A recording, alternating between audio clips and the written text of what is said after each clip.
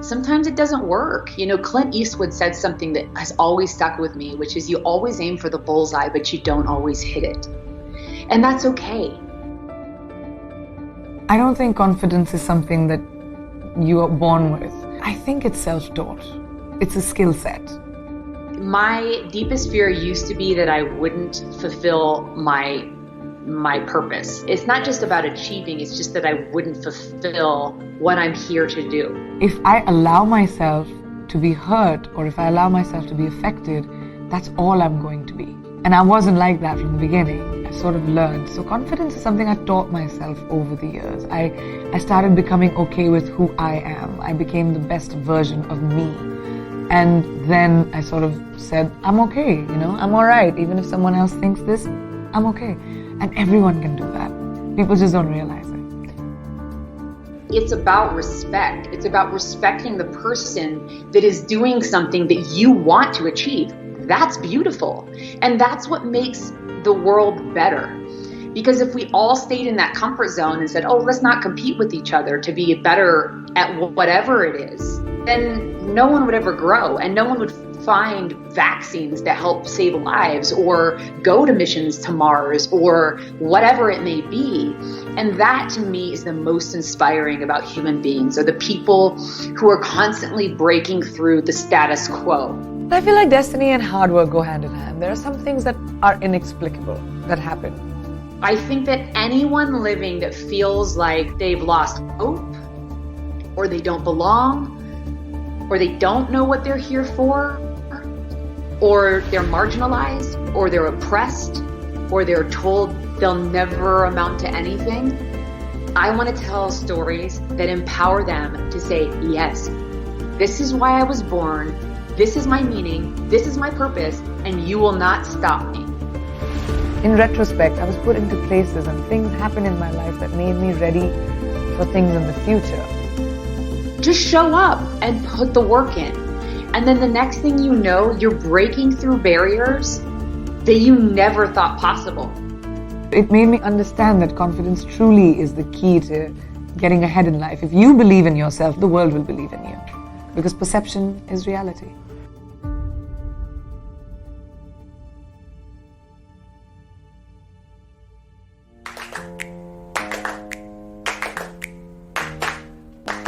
Hi, you must be Amelia? Stacey. Felicity. Florence. Reading for the leading lady part.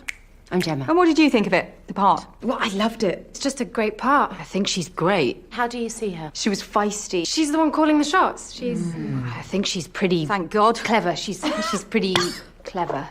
That's not what you're going for. Well... No. I mean, we hadn't really... No. Clever's not really something we... Want or care about at all, actually. You do realise this is the leading lady part? It's what I'd always wanted. The chance... Oh, no. That was fine. I mean, fine.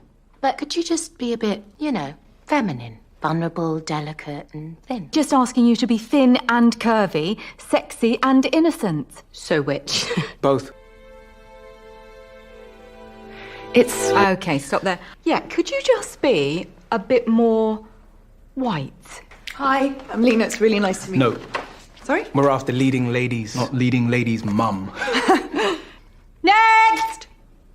Next! Hello. Hi. I'm Tom, and I'm here to read for the leading lady. I'm just going to stop you there. You've got the part. So I feel like the more conversations that happen, the more people see examples like me playing the villain in Baywatch or Wonder Woman or so many female stronger characters that are coming out right now, the more people will understand that that's also entertainment. It has nothing to do with gender. And I guess when it comes to diversity, it's the same thing. The best person for the job should get the job. And the parts should have nothing to do with ethnicity in the first place. Ethnically ambiguous, I think, is the way to go when it comes to diversity. Look at Baywatch as a TV show in the 80s and look at Baywatch the movie. And it wasn't thought of. It wasn't like people were like, all right, let's get someone of this ethnicity and then someone of that and mix it up. It was just the best people for the job that came together, and it looks like what the world looks like today. And that's the kind of representation we need on television. I mean, I would love in my lifetime to see a female Bond. I don't know if that'll happen, but it'll be really cool to see, you know, such iconic characters become genderless. It'll be fun to be able to see that, and I do hope it happens. It should be norm. You know, that should be the normal. It's unfortunate if we need female producers to get us there. If we need females to champion females. I think feminism needs men. And feminism needs men who have the courage to stand by the women in their lives and the women in society. And not too many men have that. But it's amazing when you see men who actually do that, who walk the talk. Yes, we definitely need to see more women come out, produce and direct. It's very difficult. It's not easy to be, I mean, I'm talking about it. A lot of the girls who work in the entertainment business probably don't speak about it as much because they don't want to sound like, you know, it's not the sympathy that you want, that, oh my God, as a girl, you don't get the jobs. It's hard, we're willing to work for it, and we'll demand it. But it's important to say, even as a female actor, like if you just think about business, all right? Think about how much money, box office-wise, films that are led by boys do compared to films that are led by females. It's just, that just shows you where society is. And that's why, because it's consumption. Where there is a demand, there will be a supply. That means that many more people go out and watch that. It's a mindset that needs to change, and it's a global thing.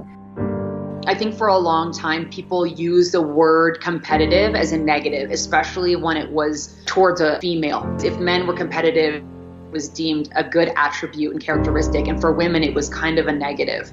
And I was told my whole life, well, you're really competitive. And I took it poorly because clearly it was, I think, meant as that. Until I started realizing what a great thing. It means that I'm always trying to improve myself. The beautiful thing that happens when you persevere and change the mindset, you just go and don't put anything on it. Just get there and be present and work really hard. Don't say you can't. Don't say this is going to happen. Don't quantify it and say, well, if I show up, this better happen. Like, don't do any of that. Just show up and put the work in. And then the next thing you know, you're breaking through barriers that you never thought possible. And you're in awe of the, not of yourself, but at the fact that anyone can really do this if you set your mind to it. The runner who finally broke the 4-minute mile. And I remember thinking that after he was able to do that, how many people did it just shortly after? It's because they saw someone do something that was deemed no longer impossible, and they said, I can do it. And so that is super important, to be competitive with other people, because they're the ones that push us out of our comfort zone that we didn't even know we were living in. Anyone can do it. It's not a secret. It just takes a lot of work, and you have to get out of your own way, because your body will, your mind will constantly tell you you can't, because it hurts. It hurts to grow, even mentally, not just physically. It's just painful. You're breaking out of old ideas and thought patterns and things that are comfortable. The drama in your life becomes your comfort zone. And when you break out of it, whether it's physically or mentally, it's the unknown. And the unknown is scary. Yet you just have to say, okay, I'm going to sit here, push into the sharp edges, and I'm just going to sit here. I'm not dying. The floor is still under me. Wow, my shoulder was hurting, but it's still there, and it's okay with a little ice or whatever it is. If you talk through all the what ifs that you put on yourself, what if this? Oh, what if that? If you sit through them all and you actually go through them, you realize 99% of the time they're not going to happen, you know, and you're going to come out the other side the person that you stepped into wanting to become.